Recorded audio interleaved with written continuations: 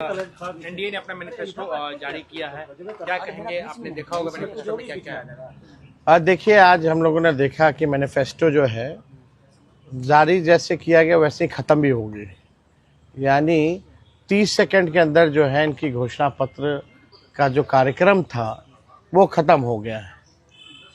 आदरणीय मुख्यमंत्री जी को तो पता ही नहीं होगा कि उस घोषणा पत्र में क्या है, शायद उनको बोलने ना दिया जाए, इसलिए जो है जल्द से जल्द जो है ये ख़त्म कर लिया गया। लेकिन हम तो कहना चाहते, जो हमने घोषणा पत्र देखा, एनडीए के लोगों को सॉरी पत्र लाना चाहिए और बिहार के 14 करोड़ जनता से सॉरी बोलना चाहिए था कि 20 साल से भी राज करने के बाद भी सबसे गरीब राज्य बिहार, कोई कारखाने नहीं, कोई निवेश नहीं, हर सेक्टर में जो है ये सरकार फेल रही, इसलिए इनको सॉरी पत्र लाना चाहिए था। और अगर इनका 20 साल का जो झूठा जुमला अगर आप लोग देखें, जो वादे इन्होंने किए थे 20 साल से, हर घोषणा पत्र 20 साल तक का जितना इन्होंने घोषणा पत्र लाया है, वो घोषणा पत्र भी कहता हुआ कि हमारा क्या हुआ, हमारा क्या होगा। वो घोषणा पत्र कह रहा है कि पहले वाला तो घोषणा पूरा हुआ नहीं, एक नया जो है आनंद फानन में जो है इन लोगों ने ये घोषणा पत्र जारी की है। इसमें कई ऐसी चीज़ें, अब बताइए, स्कूल में मिड डे मील जो है वो देंगे, यानी इससे पहले जो है बढ़िया से ये लोग नहीं दे रहे थे। यानी आप देखिएगा, अस्पताल मेडिकल कॉलेज हर जिले में निर्माण करेंगे। जो मेडिकल कॉलेज है वहाँ डॉक्टर नहीं है, नर्स नहीं है, दवा नहीं होता, इलाज नहीं होता, केवल खाका खड़ा कर दिया गया है, कुछ नहीं हो रहा।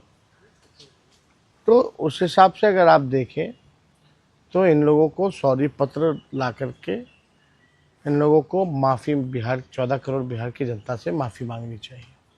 और ये तो ताज्जुब की बात है कि भाई 30 सेकंड में ही पूरा, हम लोगों ने भी घोषणा पत्र जारी किया, हम लोगों ने भी विजन को रखा, हम सब नेताओं ने अपनी बात को रखा। ये कौन सी बात हुई कि कोई बात ही नहीं की गई।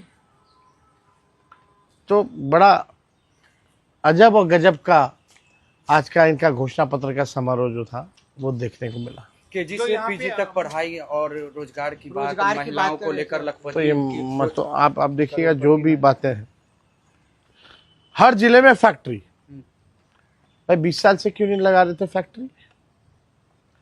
और अमित शाह जी ने तो कह दिया कि भूमि की कमी है। तो ये केवल जुमला है। बिहार की जनता इनके चाल और चरित्र को पहचान चुकी है।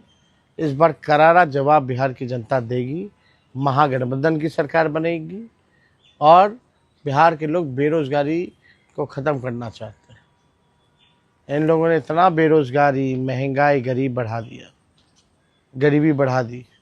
आप देखिएगा 94 लाख ऐसे परिवार, गरीब परिवार का, उनका क्या है इसमें? उनको कैसे मुख्य धारा में लाएंगे, आर्थिक न्याय उनके साथ कैसे करेंगे? कोई बात नहीं, कोई जिक्र नहीं। आपने सरकारी नौकरी जो कहा उसको भी कॉपी कर आप बोलते हैं नकल से। नकल तो कर ही रही, हर एक चीज का नकल कर दिया। 1 करोड़ नौकरियां रोजगार देंगे, हमसे पूछते हैं कि कहाँ से देंगे, ये कहाँ से देंगे, तो ये तो बताएं।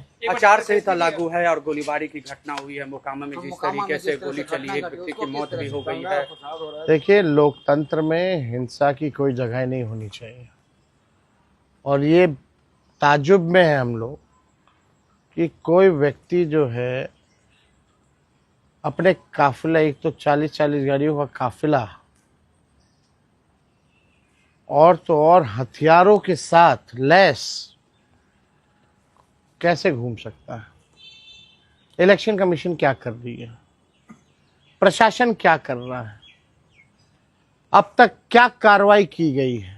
हत्या हुआ है, कई गवाह हैं, एफआईआर हुआ है, चश्मदीदों ने घटना जो है वो बताई है कि किसने किया, कौन कराया, किसने गोली मारी, किसने गाड़ी से रौंदा। लेकिन प्रशासन के लोग चुप है, कोई कार्रवाई नहीं की गई। यही है ना, गुंडों को, अपराधियों को संरक्षण कौन दे रहा है? और जंगल राज की बात कर रहे हैं ये लोग, जिन लोगों ने अपराधियों को पाला पोसा बड़ा किया, केवल अपनी कुर्सी बचाने के लिए इस्तेमाल कर रहे हैं जो लोग, आज उन लोगों को संरक्षण दिया जा रहा है और वही लोग जंगल राज की बात कर रहे हैं। इलेक्शन कमीशन को तो संज्ञान लेना चाहिए, सुमोटो लेना चाहिए कि ये कैसे हुआ, किस अधिकारी पे कार्रवाई हुई, कोई एक पुलिसकर्मी पे, कोई डीएसपी एसपी के पे कोई कार्रवाई नहीं की गई। तो आप समझ जाइए बिहार में स्थिति क्या है। अब सच्चाई सामने आ गई, बिहार की जनता देख रही है।